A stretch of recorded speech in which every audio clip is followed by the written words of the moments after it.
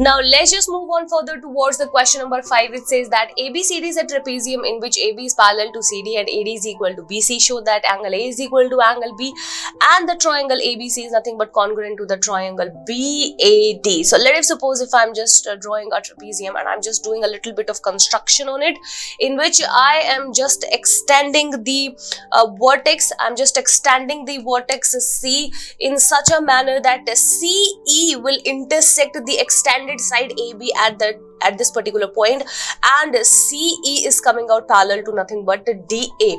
So this is nothing but the construction that I have taken over here in order to prove that angle A is nothing but is equal to the angle B. So let us suppose if I'm just writing it over here, draw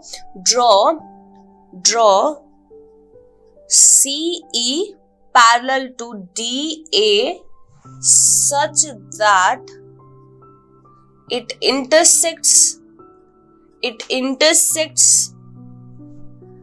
the side AB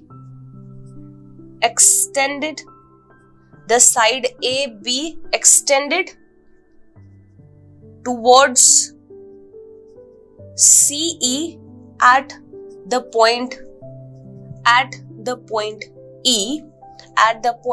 E. So hence you can see over here that this is nothing but the construction that I have taken over here, and I'm just taking CE is nothing but parallel to AD. So first of all we have to prove that angle A is nothing but is equal to the angle B. Angle A is nothing but is equal to the angle B. So let us suppose if I'm just taking this as the angle 1, if I'm taking this as nothing but the angle 2, further I'm taking this as nothing but the angle 3, and further I'm taking this as nothing but the angle 4. Let us suppose if I'm just taking all these as angle 1, 2, 3 and 4. So first of all, as you can see over here, since I have drawn this CE in such a manner that ADCE is nothing but a parallelogram. So draw CE parallel to A such that it intersects the side AB extended towards CE at the point E, and ADCE is a parallelogram. It is nothing but a parallelogram. So let us suppose if I am just taking the ADCE in such a manner that we have this is nothing but as a parallelogram. So if this is a parallelogram, since ADCE is a parallelogram, since it is a parallelogram, so it implies that AD should be is equal to CE. AD should be is equal to CE because we know that the opposite sides are equal. Opposite sides are equal in parallelogram. Furthermore, as per the given condition, we know that AD is nothing but is equal to BC. It is actually given to us. So what can we deduct from these two conditions?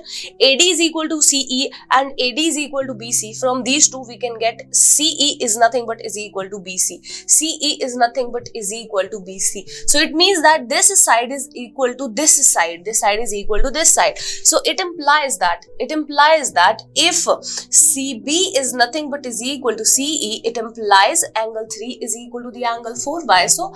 Because the opposite or the angles that are opposite to the equal sides, angles opposite to equal sides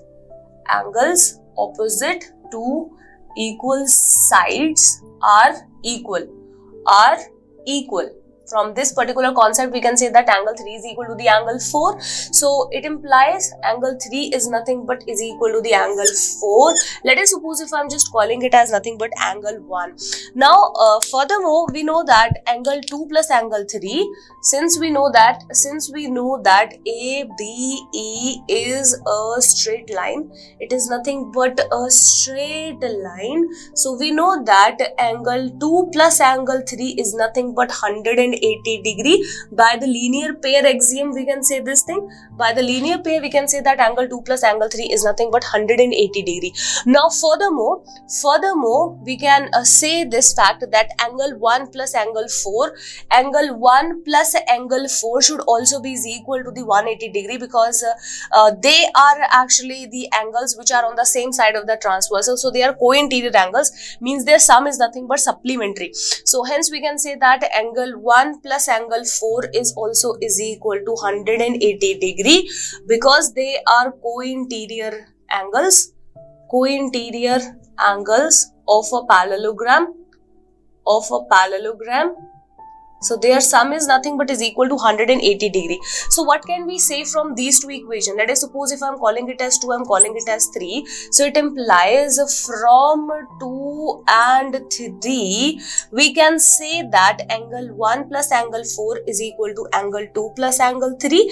And we know that angle 3 and angle 4, they are equal to each other. Means angle 1 plus angle 3 is equal to angle 2 plus angle 3.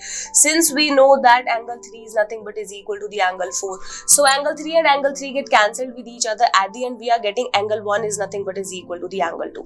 Angle 1 is nothing but is equal to the angle 2, which is nothing but same as that of angle A is nothing but is equal to angle B. So this is what we have to prove in the very first part. So our first part is done, in which we have proved that angle A is actually nothing but is equal to the angle B. Now furthermore, in the second part we have to prove that ABC is nothing but congruent to the triangle BAD. So let us suppose if I'm just drawing or completing the triangle over here. So this is nothing but my first.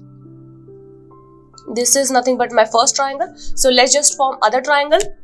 Now let's just join A and C together. So this is my A and this is nothing but my C. So I'm just joining A and C. So now we have two triangles over here. So first of all, let us suppose if I'm just talking about the second, in which we are talking about in triangle ABC and the triangle BAD. So first of all, we know that AD is nothing but is equal to BC, which is already a given condition to us.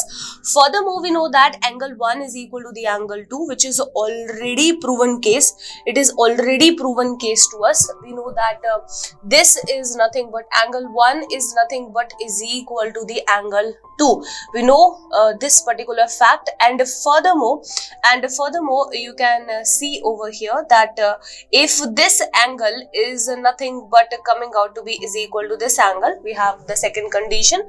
So as AD is nothing but is equal to BC and this angle is equal to this angle, they both have the same base, which is nothing but AB. So AB is equal to AB is nothing but common. So AB is equal to AB is nothing but a common side. So what can we say about from these three criteria? What can we say about the two triangles? That the two triangles are actually congruent by SAS congruence criteria. You can see all by yourself, this is side, this is angle, and this is side. So it implies that the triangle ABC is congruent to the triangle BAD by SAS congruence criteria. So this is nothing but the second part, in which we have proved that the two triangles are actually congruent to each other. So this is nothing but all about the question number 5.